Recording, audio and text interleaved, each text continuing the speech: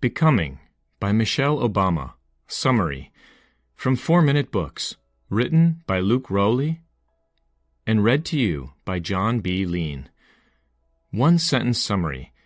Becoming motivates you to move forward with your dreams, regardless of your circumstances, criticism, or what people think is normal, by sharing the life story of Michelle Obama. Favorite quote from the author. Quote, "Now I think it's one of the most useless questions an adult can ask a child.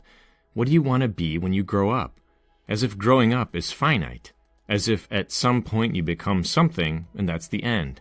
Michelle Obama. Michelle Obama hasn't always been as successful and well-known as she is today. Long before she was a lawyer, working mom, and first lady, she was Michelle Robinson. Growing up in the Chicago South Side, her loves included learning, jazz music, and Stevie Wonder, long before she met Barack.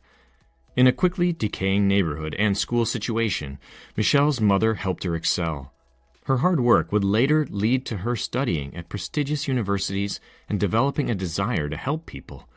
These are just some of the life lessons you'll learn from Michelle Obama in her book, Becoming. This one will give you an interesting look not only into her life during the family's time at the White House, but how hard work made her successful long before. Here are the 3 most helpful lessons I've learned from the life of Michelle Obama. 1. Regardless of the changes in your world, you can strive to be your best and learn. 2. Ignore people who tell you what they think you can't be. Pushing yourself to excel can lead to meeting people who believe in your potential. 3.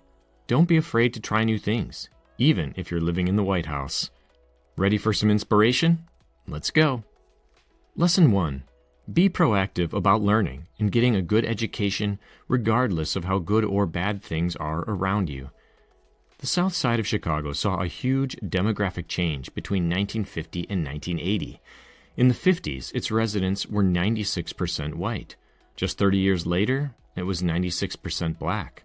Michelle Obama began life right in the middle of this, and at her school, there was a good mix of different people.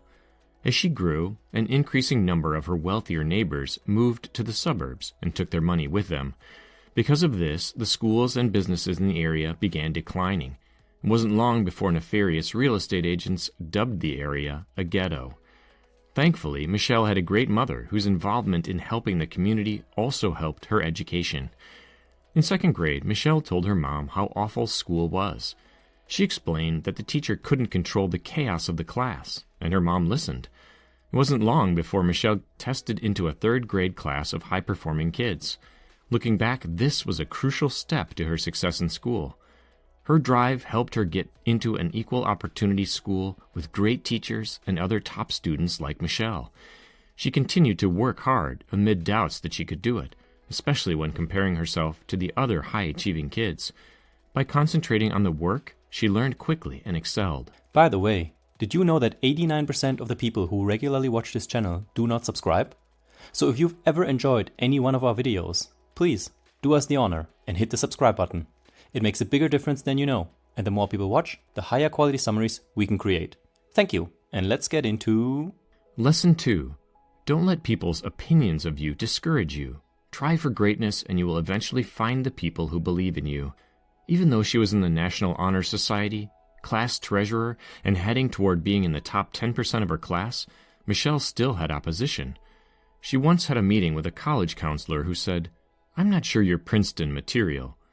Michelle had hopes to go there because of an older brother that was already there. But this advisor, who should have been a professional, only told her to lower her sights.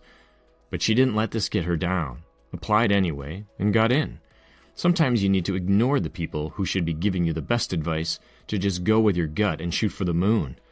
And as young Michelle quickly learned, doing so can lead you to people who truly believe in your ability to reach any dreams you have.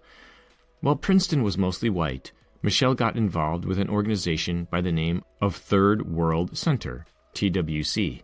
This group gave support to students of color. It was here that she met Cherney Bresswell, a mentor who would be a positive influence on Michelle throughout college. Bresswell was a working mom, which is something Michelle hoped to be someday. She also gave good reading suggestions, answered questions, and helped Michelle begin an after-school program. Cherney was the perfect example and friend to Michelle throughout college, helping set the standard for her successful life. Now, before we get into lesson number 3, if books like this one inspire you to live your best life and accomplish your dreams, you should download our free list of the top 10 most motivational books ever written. After summarizing over 1,000 books, we handpicked these 10 best of the best and turned them into a visually stunning, easily skimmable PDF. Use it to pick your next great read and stay inspired en route to your biggest goals. Simply enter your email using the link below this video, confirm in your inbox, and we'll instantly send you the list, free of charge. Alright, let's dive into lesson number 3. Lesson 3. Don't fear using your strengths and ideas to try to improve the world, no matter how prestigious a position you may be in. Over the next few years, Michelle would go on to study at Harvard. After that, she began working for a law firm in Chicago.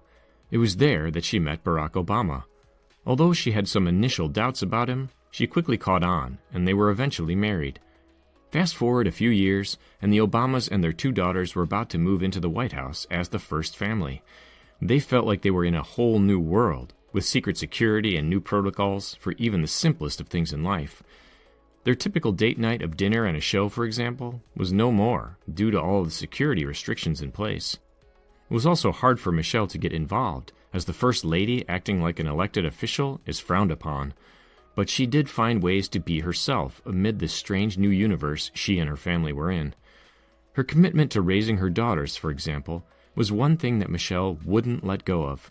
She helped them see that the White House was their home, and they could play and grab food from the pantry as they pleased. Michelle also started a garden and worked on initiatives to help school lunches across the nation. The drive that helped her succeed in school and help other people shone through. She worked to improve the world in whatever way she could, even though the position her family was in made some aspects of life a little more challenging. Hey, this is Nick, the founder of 4 Minute Books, and if you found this book summary inspiring, then I'm sure this next one will motivate you even more to make your dreams come true. Click through and keep crushing it.